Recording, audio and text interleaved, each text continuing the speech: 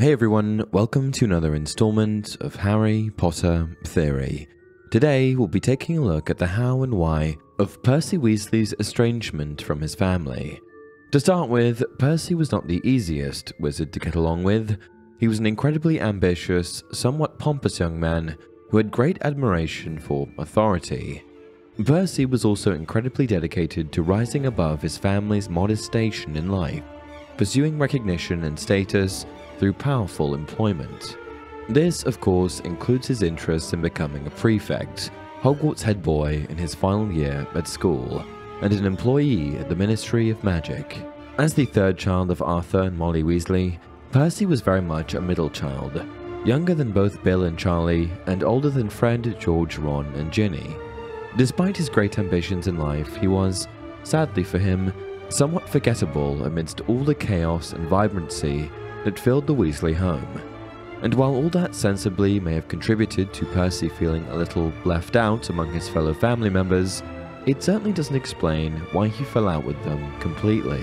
In fact, the estrangement between Percy and the rest of his immediate family came at one particular moment after many years of diverging interests.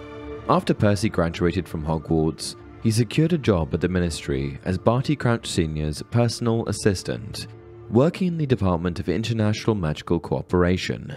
In this role, he was determined to rise above the menial job his father had at the Ministry. Simply put, Percy wanted respect, he wanted power, and he really wanted to matter. Within the Ministry, Percy was able to move up the career ladder, eventually becoming the junior assistant to the Minister of Magic at the time, Cornelius Fudge. Sadly, this is when the break from Percy's family transpired. His father, Arthur, was convinced that Percy's promotion was a ploy by Minister Fudge to keep an eye on the Weasley family due to their affiliation with Harry Potter. This was around the same time that Harry and Dumbledore had declared that Voldemort was back. The minister had steadfastly refused to believe this to be true, which ultimately was what blinded Percy to the truth. Percy was also furious with his father for suggesting that he had not received his promotion on account of his own merit. Percy chose to stick by the minister and declared that he also did not believe that Voldemort had returned. What's more, he publicly condemned his family for their continued support of Dumbledore, Harry, and the Order of the Phoenix. The estrangement between Percy and his family then lasted a few years, with him refusing to apologize even when it became clear that Voldemort had indeed returned. In fact, it wasn't until the Battle of Hogwarts in 1998 that Percy and his family finally reconciled. Fortunately, he made amends with his family and fought alongside them during the battle before the tragic loss of his younger brother, Fred.